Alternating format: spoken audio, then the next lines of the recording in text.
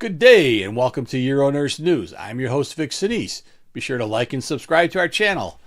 Today we're breaking down a new clinical trial comparing two botulinum toxin therapies for overactive bladder, and the results may impact how we approach treatment moving forward. It's a true Botox showdown.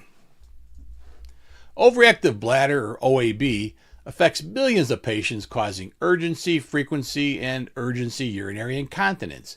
For patients who don't respond to medications, intradistrocer botulinum injections have become a highly effective next step.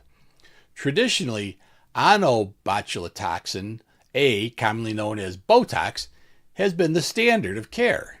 But now, a newer formulation called IncobotulinumtoxinA is being studied as a potential alternative.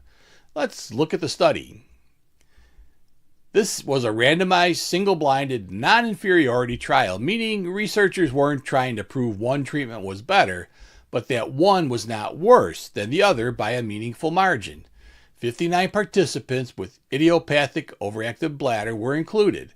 They were randomized to receive 100 units of IncobotulinumtoxinA or 100 units of OnabotulinumtoxinA. Primary outcome? The change of urgency urinary incontinence episodes measured at 2 weeks and at 6 weeks after treatment. Now, on to the results.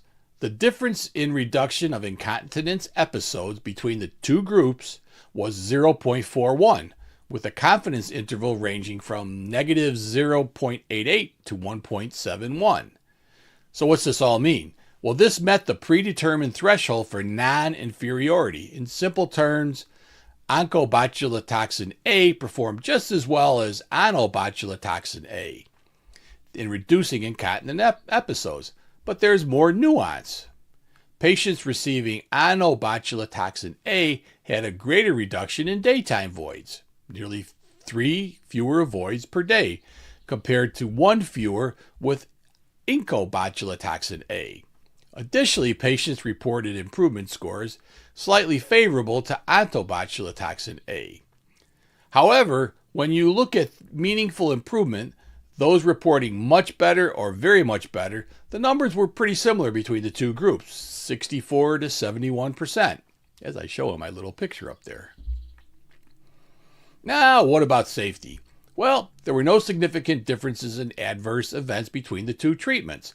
That includes important concerns like urinary retention and need for catheterization. So what's this mean for clinical practice? IncobotulinumtoxinA is non-inferior to good old Botox, OnabotulinumtoxinA, for treating overactive bladder. And it may offer additional advantages. More purified formulations, potential cost benefits, easier storage and handling logistics. For urology nurses and providers, this expands your toolkit when managing refractory OAB. Bottom line, we now have evidence supporting an effective alternative to traditional Botox therapy for overactive bladder. And that's a win-win for both clinicians and patients. For more clinical updates and urology insights, be sure to subscribe to our channel. Tomorrow on UroNurse News, we're tackling a common but often overlooked problem affecting older men, nocturnal polyuria. Are your patients waking up multiple times at night to void? Could a low-dose desmopressin, 0.1 milligram, be the solution? And what about real-world safety concerns, like especially hyponatremia?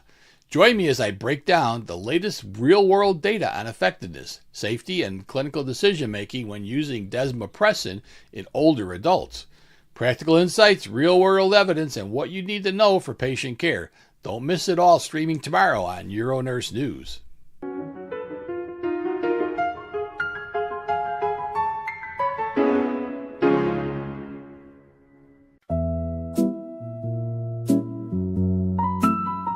UroNurse News every weekday at 9 a.m. Central Time, bringing you the news that shines. UroNurse News.